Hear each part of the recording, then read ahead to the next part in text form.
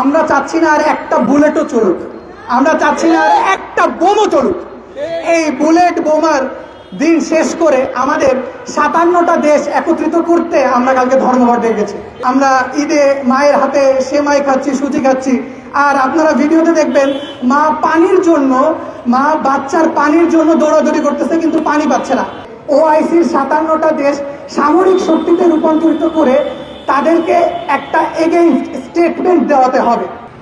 আসলে প্রতিবারই একই কাহিনী হয়।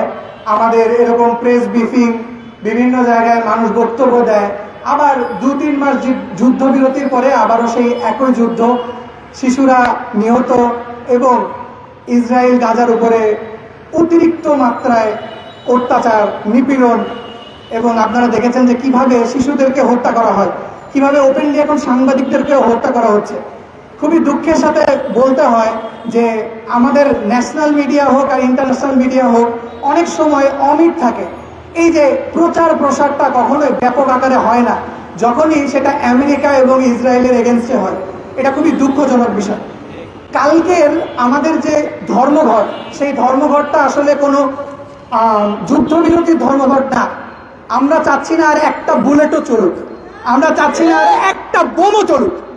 এই বুলেট বোমার দিন শেষ করে আমাদের 57টা দেশ একত্রিত করে। কেরানীগঞ্জের রুহিতপুরে গ্রিনভিল সিটিতে প্লট বিক্রি হচ্ছে কাঠাপ্রতি 1 লাখ টাকা ছাড়ে 8 লাখ টাকায়, আর এককালীন মূল্য পরিশোধে মাত্র 7 লাখ টাকায়। আমরা কালকে ধর্মঘট ডেকেছি। আমাদের নিজেদের কিছু এজেন্ডা রয়েছে, সেই এজেন্ডার দিকে আমি কিছুক্ষণ পরে যাব, কিন্তু প্রথমে আমাদের বলতে হয় যে এই যে আমরা ঈদে কি সুন্দর আমরা ঈদ পালন করলাম, আমরা ঈদে মায়ের হাতে সেমাই খাচ্ছি, সুজি খাচ্ছি, আর আপনারা ভিডিওতে দেখবেন মা পানির জন্য, মা বাচ্চার পানির জন্য দৌড়াদৌড়ি করতেছে কিন্তু পানি পাচ্ছে না। তারা সামান্য ডোনেশনের জন্য সারা মুসলিম উম্মাহ, সারা বিশ্বের কাছে হাত দিচ্ছে।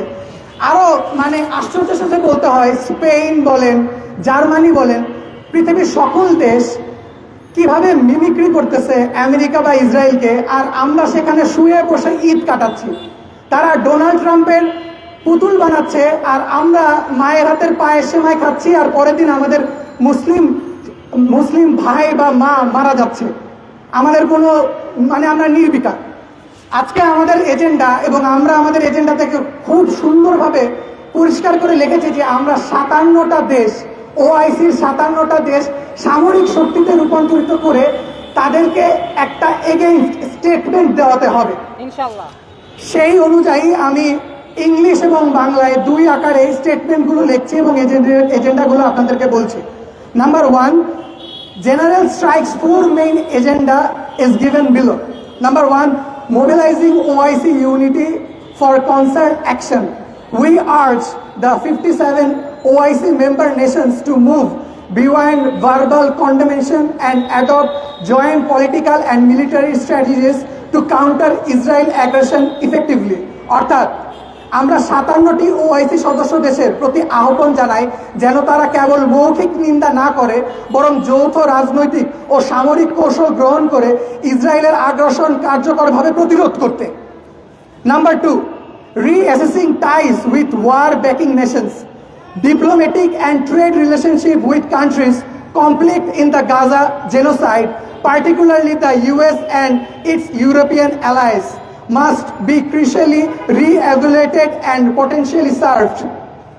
যুদ্ধ সমর্থনকারী দেশের সাথে সম্পর্কের পুনর্মূল্যায়ন, গাজা গণহত্যায় অংশগ্রহণকারী দেশগুলোর সাথে কূটনৈতিক এবং বাণিজ্যিক সম্পর্ক পুনর্মূল্যায়ন এবং প্রয়োজনে বিচ্ছিন্ন করা হবে, বিশেষ করে যুক্তরাষ্ট্র এবং তার ইউরোপীয় মিত্রদের সাথে। Number 3, youth-led global resistance. We call upon the youth of the Muslim world to create an unfiled international movement that advocates for Palestinian rights through protests, advocacy and solidarity campaigns.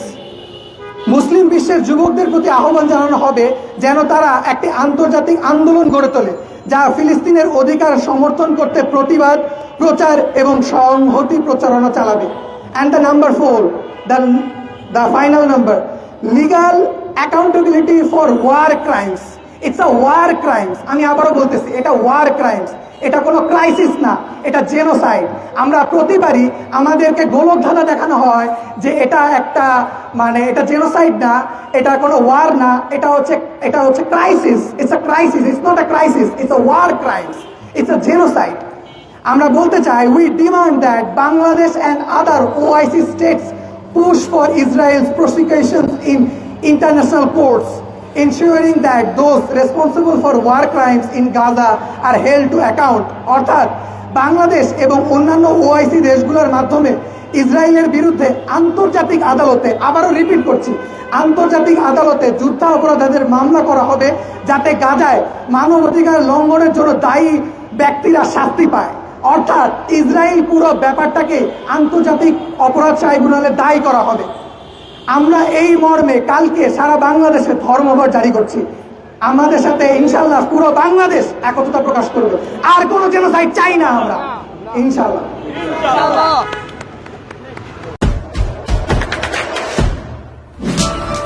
দেশে দেশে সবার সাথে দ্য নিউজ।